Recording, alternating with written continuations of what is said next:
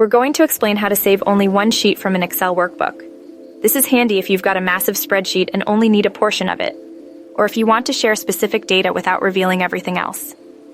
There are a couple of ways to accomplish this, depending on what you want to do with the saved sheet. 1. Saving a single sheet as a new workbook. This is the simplest method if you need the sheet as a standalone file. Open your Excel file. Click on the tab at the bottom of the screen representing the sheet you wish to save. Right-click on the tab and choose Move or Copy. A dialog box will appear. Make sure the Create a Copy box is checked. In the To Book section, select New Book, then click OK. This will open a new Excel workbook containing only the copied sheet.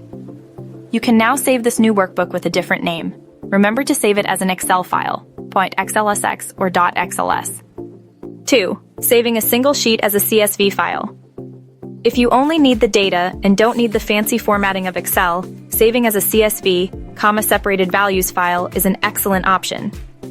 This method is also great for transferring data to other programs. Go to the sheet you want to save. Click File, then Save As. Choose the folder where you want to save the file.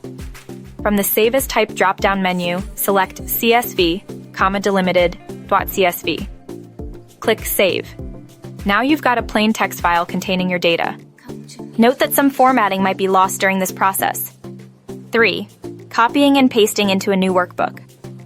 This is a good manual method if you don't want to use the Move or Copy function. Open a new blank Excel workbook. Go to the sheet you want to save in your original workbook. Select all the cells containing your data, usually by clicking the top left corner cell, holding Shift, and clicking the bottom right corner cell. Press Ctrl+C, or CMD+C on a Mac, to copy the selection. Go to your new workbook, select cell A1, and press Ctrl+V, or CMD+V, to paste. Save this new workbook. This method allows you to paste only the data without the formatting, but also allows you to control the pasting style using the paste options. Right-click after pasting. 4.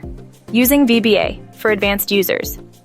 If you're comfortable with Visual Basic for Applications, VBA, you can write a macro to automate this process. This is the most efficient way if you need to save multiple sheets frequently, or perform this task on many files at once.